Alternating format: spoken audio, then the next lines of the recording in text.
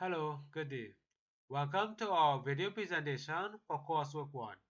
I am M.Ramdin and I will be discussing the impact of education and abortions on the mean parity of women. For our project, a dataset pertaining to our topic was found online. This dataset was quite large, so computer software was necessary to process and interpret the data. Results were used to make observations and draw relevant conclusions.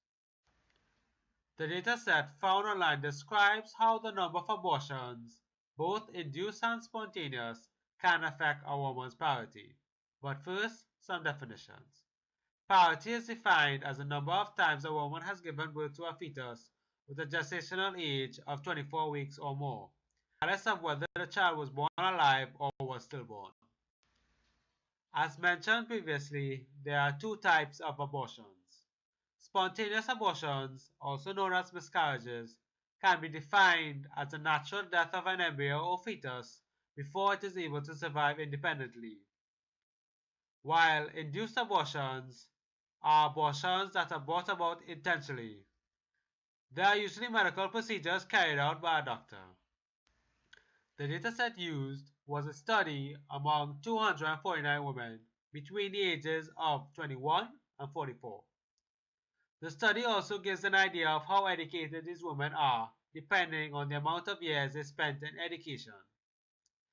The dataset also gives the parity and the number of abortions of both types of each woman in the study.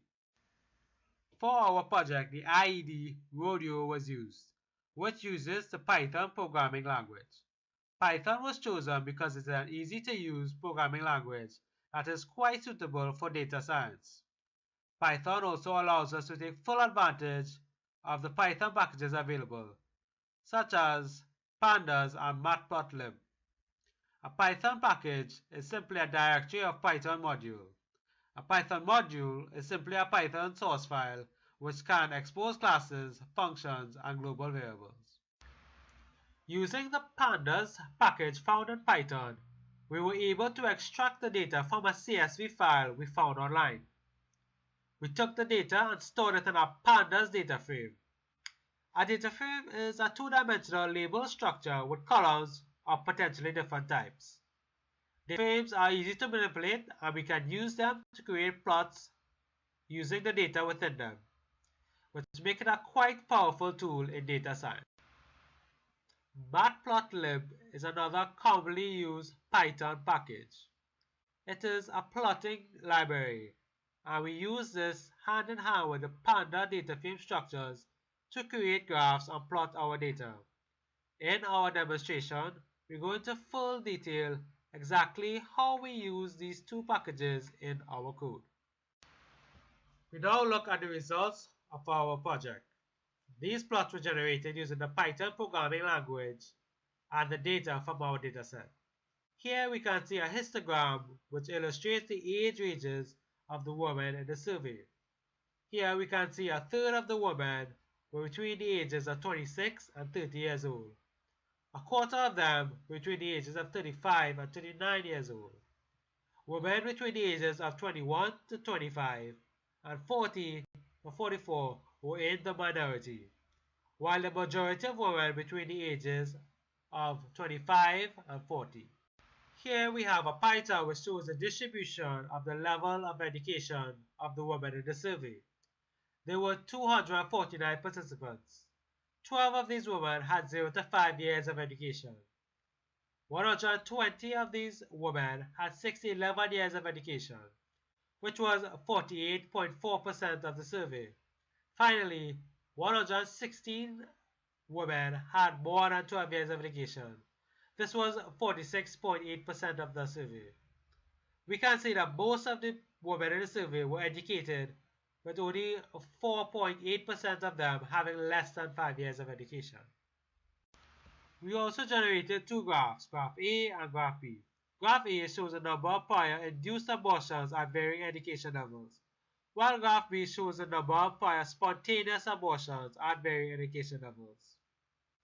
In both graphs, we can see that women with 0 to 5 years of education have the highest number of abortions, Women with 6 to 11 years of education had the second highest number of abortions, and women with more than 12 years of education had the least number of abortions.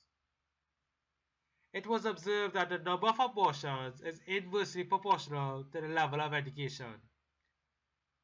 It was deduced that the number of abortions would be decreased significantly with women of higher education. This bar graph shows the years of education versus the mean parity.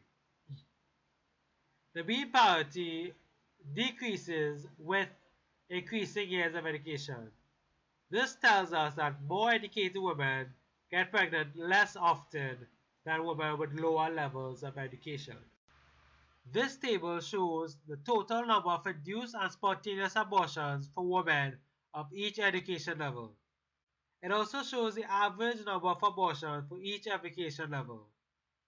It can be seen that women with 0 to 5 years of education have the most average induced abortion when compared to women in any other education level. However, women with more than 12 years of education have more induced abortions on average than women with 6 to 11 years of education. In contrast, the average number of spontaneous abortions were lowest in women with 0 to 5 years of education. The average number of spontaneous abortions is higher in women with 6 to 11 years of education, and even higher in women with more than 12 years of education. Hence, we can say that the average number of spontaneous abortions seem to increase with the level of education. This final table shows a comparison of the mean parity of both abortion types with the number of abortions. The mean parity is larger in women who have had more abortions. This is reasonable since women need to get pregnant first before abortion is possible. It can also be seen that the mean parity for spontaneous abortions is lesser than the mean parity for induced abortions. That brings us to our conclusion. In our project, we successfully used Python code to generate bar charts, pie charts, histograms, and tables using data within a dataset. We deduced that the main factor that leads to abortion is low education. Therefore, we recommend to educate the general public on activities such as family planning and use of contraceptives to avoid unplanned pregnancies. Thank you for listening, and I hope you enjoyed our presentation.